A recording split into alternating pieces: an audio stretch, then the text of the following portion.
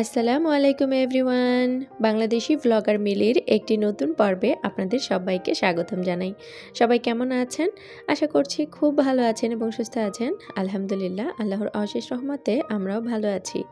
দেশ এবং দেশের বাহির থেকে যে যেখান থেকে আমার এই ভিডিওটি দেখছেন সবাইকে জানাই অসংখ্য অসংখ্য ধন্যবাদ। ডিনার রান্না করছি। আজ ডিনার থেকে ভিডিওটি স্টার্ট করলাম। আমি আজকে রান্না করছি হানি চিকেন উইংস। সেই রেসিপিটি আপনাদের সাথে শেয়ার করছি না, জাস্ট আমি কীভাবে রান্না করেছি সেগুলোই শেয়ার করছি। চিকেনগুলো আমি প্রথমে ম্যারিনেট করে রেখে দিয়েছিলাম। কিছুটা vinegar, soya sauce, tomato sauce, একটু মরিচ গুঁড়ো, লবণ, একটু টেস্টিং সল্ট আর সামান্য তেল, এগুলো দিয়ে আমি কিন্তু চিকেনটা ম্যারিনেট করে রেখেছিলাম। সাথে দিয়েছিলাম কিছুটা আদা রসুন বাটা। এরপরে ম্যারিনেট করে রেখে দিয়েছিলাম ফ্রিজে। আর আজকে সরাসরি ফ্রিজ থেকে বের করেই কিন্তু হাঁড়িতে বসিয়ে দিয়েছি। প্রথমে চিকেনগুলো একটু তেলের উপরে লাল লাল করে ভেজে নিচ্ছি। এরপরে বাকি প্রসেসিং আপনাদের সাথে শেয়ার করব। বাচ্চারা এই ধরনের খাবার খেতে ভীষণ পছন্দ করে, তো আজকে তাদের খুশি করার জন্যই এই আয়োজন। এখন চিকেনটা ভাজা হয়ে গেছে, আমি তো পেঁয়াজ দিয়ে দিলাম আর কিছুটা কাঁচামরিচ দিয়েছি। আর পেঁয়াজটা কিভাবে কেটেছি দেখতেই পাচ্ছেন। পেঁয়াজটা 4 ভাগ করে প্রতিটি লেয়ার আলাদা করে নিয়েছিলাম, আর সেটাই কিন্তু আমি এখানে ব্যবহার করেছি। আর কাঁচামরিচগুলো একটু বাঁকা বাঁকা করে কেটে দিয়েছি, এতে দেখতে ভালো লাগে। আর এখন একটু নেড়েচেড়ে রান্না করে নিব। সাথে আমি এখানে একটা লিকুইড তৈরি করেছি, কিছুটা পানি, টমেটো সস আর দিয়েছিলাম কর্নফ্লাওয়ার। এখানে 1 চামচ কর্নফ্লাওয়ার দিয়েছিলাম আমি, মানে 1 টেবিল চামচ। আর 2 টেবিল চামচ দিয়েছি টমেটো সস আর একটু পানি একসাথে গুলে রেখেছিলাম, সেটাই এখানে দিয়ে দিলাম। দিয়ে কিন্তু অনবরত নাড়তে হবে, নাড়া বন্ধ করা যাবে না, তাহলে কিন্তু জমে যাবে। নাড়তে নাড়তে যখন বেশি ঘন হয়ে যাবে তখন আবারও পানি ব্যবহার করা যাবে, তবে এই মুহূর্তে কিন্তু নাড়তে থাকতে হবে। এরপর যখন ঝোলটা একটু ঘন হবে তখন আমি আবার আমার প্রয়োজন মতো পানি অ্যাড করব বা সস অ্যাড করব। এখানে আমি দিয়ে দিলাম কিন্তু কিছুটা মধু, যার কারণে এর নাম হচ্ছে হানি চিকেন উইংস। আর এই সময় কিন্তু জালটা রাখতে হবে একদম লো হিটে। একটু বেশি জাল দিলে দেখা গেছে জমে যাবে, তখন কিন্তু টেক্সচারটা ভালো থাকবে না। এই কারণে একদম লো আছে এই রান্নাটা করতে হবে। যেহেতু চিকেনটা সুসিদ্ধ হয়েই গেছে অলরেডি ভাজার সময়, এখন জাস্ট একটু নেড়েচেড়ে এই সসের সাথে মিক্স করে নিলেই কিন্তু রান্নাটা হয়ে যাবে। এ পর্যায়ে ক্যাপসিকাম দেওয়া যায়, তাহলে কিন্তু ফ্লেভারটা আরও ভালো আসে, তবে আমার বাসায় ক্যাপসিকাম ছিল না, যার কারণে আমি দিতে পারিনি। এভাবে করে নেড়েচেড়ে আমি আস্তে আস্তে এই রান্নাটা করে নেব। আর যখন দেখব যে ঝোলটা একটু ঘন হয়ে এসেছে, সে পর্যায়ে আমি কিছুটা সাদা গোলমরিচ গুঁড়ো দিয়ে দিলাম। এই যে একদম ফ্রেশ ফ্রেশ সাদা গোলমরিচ আমি কিন্তু এখনই ক্রাশ করে দিয়ে দিলাম। দিয়ে এ পর্যায়ে একটু আমি নেড়েচেড়ে দিচ্ছি। আর এই সময় একটু হাই হিটে জাস্ট একটু সতে করে নিয়েই কিন্তু রান্নাটা কমপ্লিট করে ফেলবো, নামিয়ে নেব আর কি। এতক্ষণ অল্প আঁচে রান্না করেছিলাম। আর এই যে এখন একটু জালটা বাড়িয়ে দিয়ে আমি কিন্তু দিয়ে দিলাম কিছুটা স্প্রিং অনিয়ন।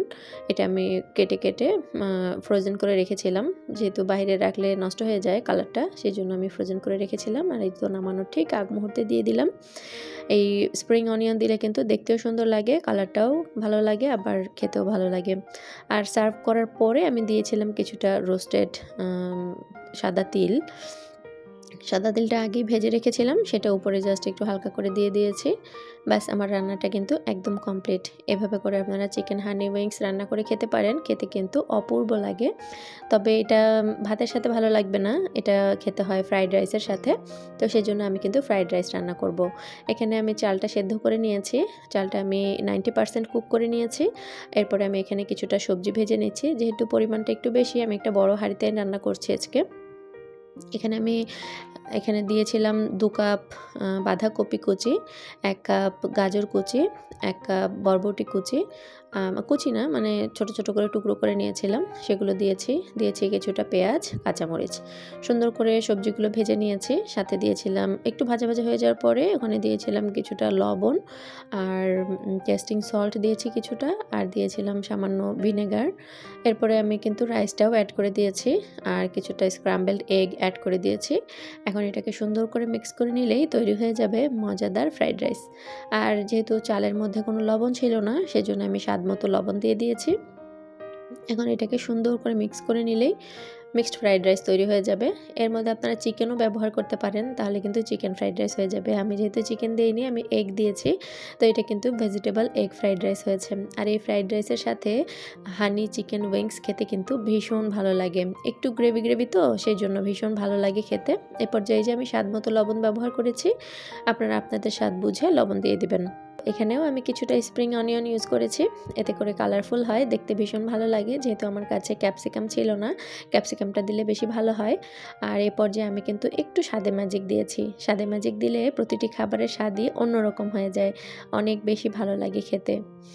এরপরে রান্নাটা কমপ্লিট করে আমি কিন্তু আমার ভাসুরের বাসায় বক্সে করে একটু নিয়ে গিয়েছিলাম বাচ্চাদের জন্য। বাচ্চাদের জন্য বলতে নাহিয়া তো এখানেই খাবে, আর বড় মেয়েটা মানে নইমি, ওর জন্য নিয়ে গিয়েছিলাম। ও বাসায় খেয়ে নেবে, ও আসেনি। আর এই তো আমি রান্নাটা এখন সেরে নিচ্ছি, আর তারপরে কিন্তু ও বাসায় যাব। আর আজকে যে এত সুন্দর চাঁদ উঠেছে, আপনাদেরকে সেটাও দেখাবো। চাঁদ দেখে তো আমি একদম ফিদা হয়ে গেছি। খুব সুন্দর পূর্ণিমার চাঁদ, দেখতে ভীষণ ভালো লাগছিল, তো সেটা একটু ক্যাপচার করে নিয়েছি আপনাদের জন্য। মাশাআল্লাহ, আল্লাহ পাকের অপূর্ব সৃষ্টি, কত সুন্দর লাগছে তাই না? আমি তো একদম মুগ্ধ হয়ে দেখছিলাম। আর এদিকে সবাই কিন্তু ব্যাডমিন্টন খেলায় মত্ত হয়ে আছে। প্রতি বছর শীতে আমাদের পাড়ায় এরকম কয়েকটা জায়গায় আর কি খেলা হয়, ব্যাডমিন্টন খেলা বড়রা খেলে, তো সেটা একটু ক্যাপচার করে রেখেছিলাম আপনাদের জন্য।